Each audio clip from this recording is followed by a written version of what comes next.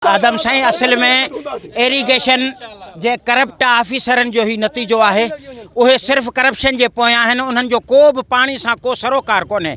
उन्हनि जी सरबराही secretary irrigation ज़रीफ़ खेड़ो करे रहियो आहे। ॿियो चीफ इंजीनियर लाड़काना मुख्तियार अबड़ो करे रहियो आहे। उन पंहिंजो हिकिड़ो गुमाश्तो इंजीनियर हींअर इम्तियाज़ अबड़ो आंदो आहे। हिकिड़ो सब इंजीनियर जंहिंखे 3 चार्जूं ॾेई कूड़ा बिल पास करे ऐं दादू कैनाल खे सुकाए भिणभांग करे तबाही बर्बाद करे असांजा माल पखी पखड़ इंसानी जीवत उन जे विघे मरी रहिया आहिनि। ऐं हिननि खे का परवाह न आहे, को ॻाल्हाइण जे लाइ तयारु कोन्हे।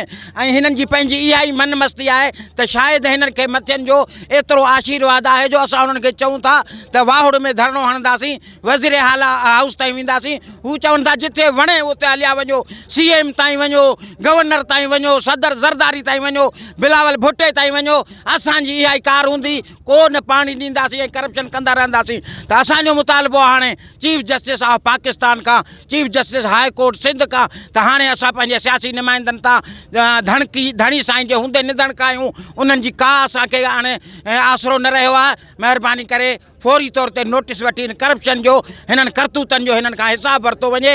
हिननि जे मथां एतिरा अदालतुनि में केस हलाया वञनि ताकी हीअ असांखे पीअण जो पाणी ऐं आबादी जो पाणी मिले। दादू कैनाल सॼो बर्बाद थी चुको आहे जेको आहे सो 2 तालुका ख़तमु आहिनि, शहबाज डिवीज़न दादू तालुको।